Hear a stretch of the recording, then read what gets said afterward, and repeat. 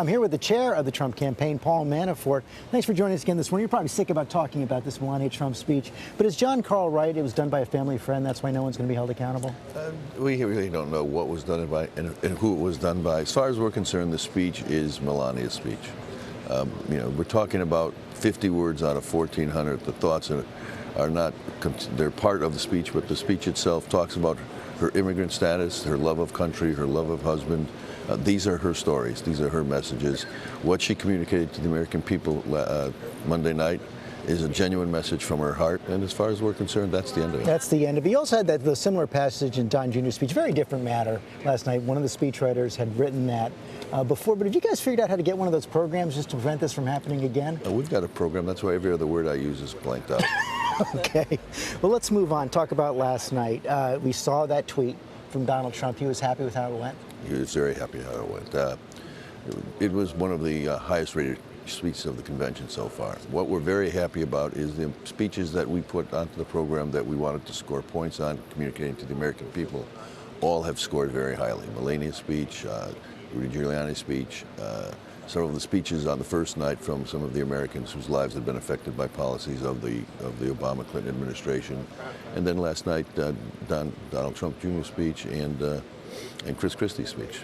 Let's talk about Chris Christie's speech, because you saw the crowd going to their feet with that chant, "Lock her up." Is that what the delegates here think, that Hillary Clinton should be in jail? Yeah. Is that what you think? I think what the people in this hall feel is that she should be prosecuted for alleged crimes that the FBI director sort of listed very clearly and then chose not to prosecute, though. But they believe she should be in jail. Yes. There's the whole, when you start with a secret meeting on the tarmac 2 days before an investigation in the FBI, 2 days before a whitewash and then 1 day before the Justice Department says, okay, we don't even have to look anymore into this matter, it creates a pattern. Do you think Bill Clinton affected this investigation? We feel that was not just a meeting to talk about golf and grandchildren, no. And that influenced the decision of the FBI director? I think that probably communicated information that was going to be helpful to her in her testimony on Saturday. That's quite a charge. That's how we feel. In the speeches so far of this campaign, what we haven't heard too much of is what we heard from Mr. Trump throughout the primaries. Nothing about the Muslim ban, nothing about a wall paid by Mexico, nothing about scrapping trade agreements. Are we going to hear those issues from Donald Trump tomorrow night?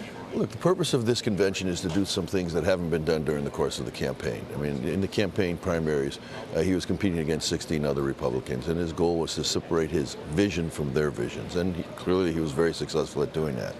At the convention this week, we're trying to show other parts of his personality, that some of which you've heard in the speeches of his wife and his daughter and son, and we'll be hearing more of tonight.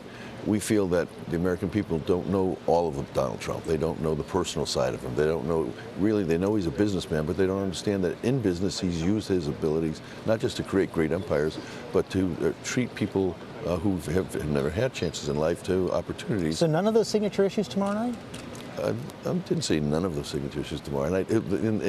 As you know, in a speech to accept the convention nomination, you lay out your vision for the campaign. By the time he lays out his vision for the campaign, we hope we've laid a picture of the candidate who's broader than just a candidate for president, but is a father, a compassionate human being, a successful businessman. So all of those pieces will wrap together, and then he summarizes it all in his vision for the campaign. 2 nights to go. Thanks for coming in this morning. Thanks, George. Good to be here.